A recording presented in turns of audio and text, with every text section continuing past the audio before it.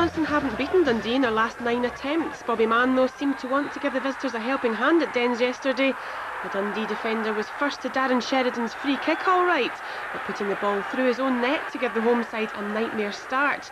And it could have been even worse had Stevie Milne managed to nod home from an almost identical ball in from Sheridan just 2 minutes later. 1-0 it stayed, but Derek Suter letting his defenders know exactly what he thought, but learning the lessons from that first goal. There's no doubt he would have been less than impressed when they followed it up with another blunder, this time in the middle of the park, which sent Stephen Dobie free, but Suter to the rescue to the Dens side, and Milne unable to capitalise on the rebound. So things not going exactly to plan for Alan Kernahan's side at this stage, and Sheridan thought he'd try his luck again from that right-hand side. The bar the only thing to deny Ryan Stevenson, and Suter giving John Henry's effort a helping hand. With Jason Scotland away on international duty with Trinidad, Saints boss Owen Coyle had to name himself on the bench despite 2 broken toes. Dobie was hoping to keep him there as long as possible, but just couldn't hit the target after combining well with Henry. So just 1 goal from some decent chances, and as we've seen so many times this season, Saints were left kicking themselves when Dundee won a penalty. It was a decision that left Owen Coyle fuming.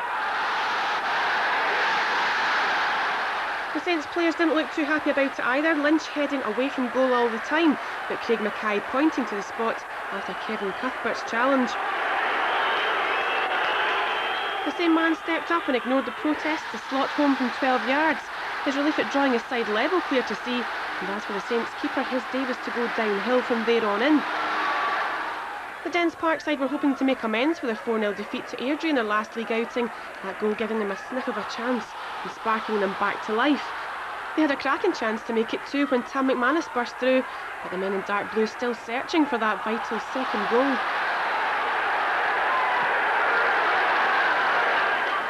It was just about at this point that Saints' luck started to take a turn for the worse. The first blow coming when Scott Patterson suffered what looked to be another nasty injury. Big defender losing his footing on the slippery surface at Dens Park and unfortunately stretchered off with a knee injury.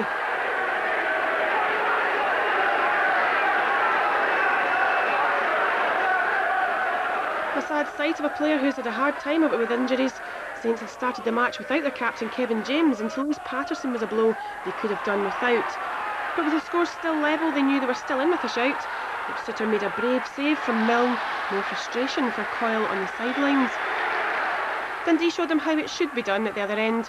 McManus's header sending the Dens men towards the first home win under Alan Kernahan. Saints ending the match a goal down and down to 10 men. Cuthbert was injured in the challenge by the Dundee striker, and with Saints having used up all their subs, Neil Jankic taking up the gloves to round off a miserable afternoon.